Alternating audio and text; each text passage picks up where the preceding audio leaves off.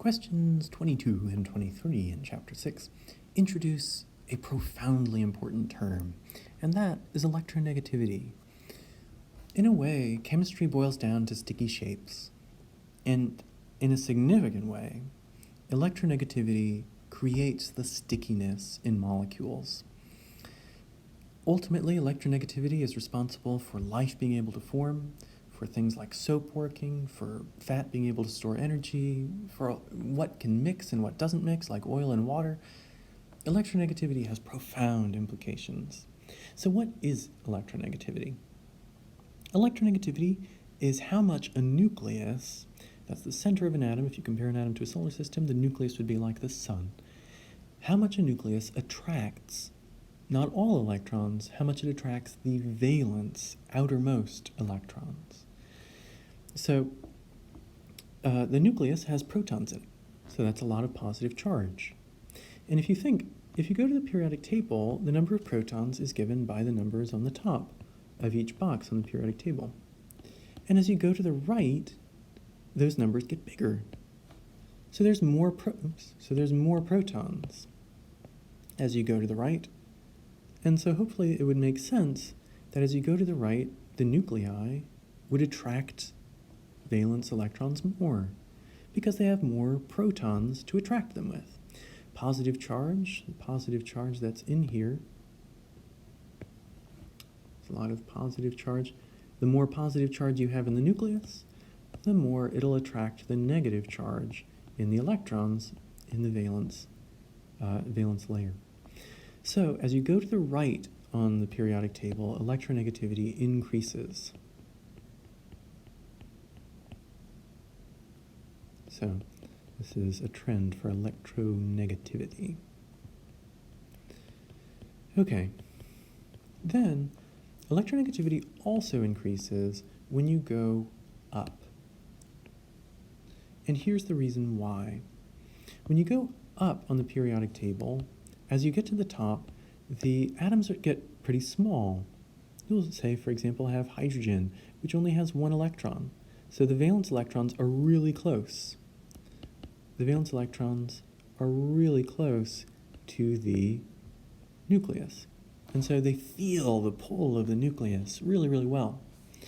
But as you get to the bottom of the periodic table, the atoms get bigger and bigger and bigger, and the number of layers of electrons that are between the nucleus and the outermost layer starts to get enormous. So the nucleus is so far from the valence layer that it's not able to attract it as well. So electronegativity increases as you go up on the periodic table because the nucleus is closer to the valence electrons and the valence electrons can feel it more. And electronegativity increases as you go to the right on the periodic table because there are more protons in the nucleus that pull on those valence electrons. So this is the general trend. Electronegativity increases as you go up and to the right. The most electronegative element that we work with is fluorine.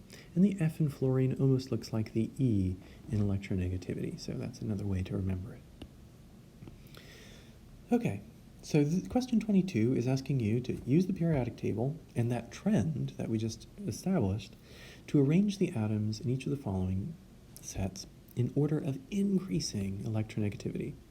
And what that means is we want to go from the lowest to the highest, so in order of increasing.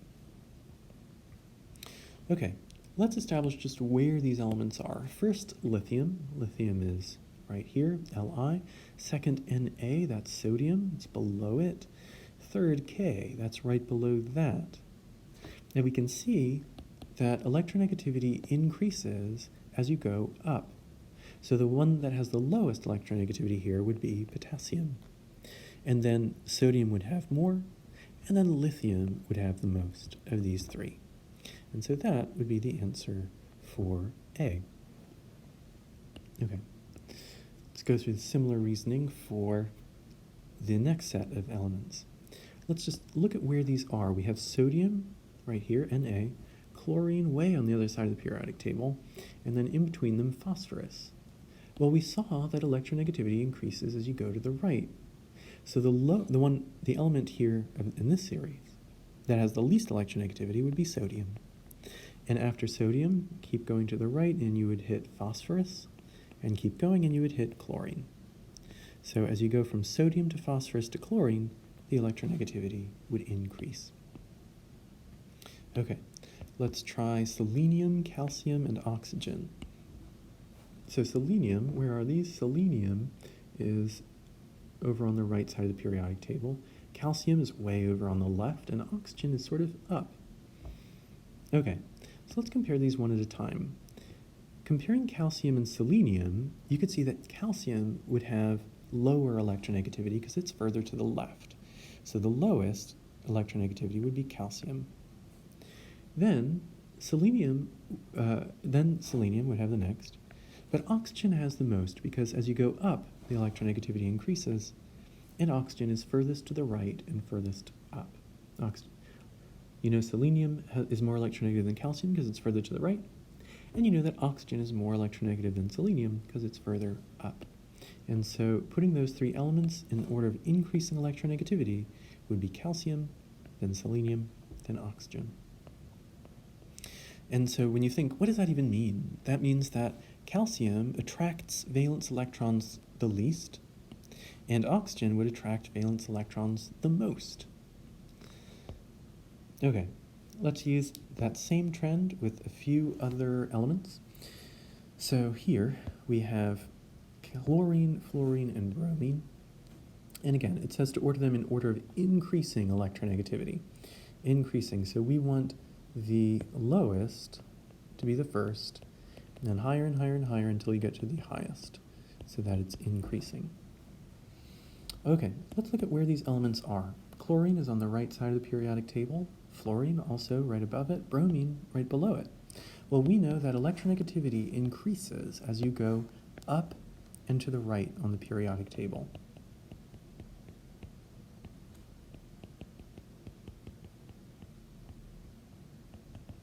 In other words, atoms attract valence electrons more as you go up and to the right.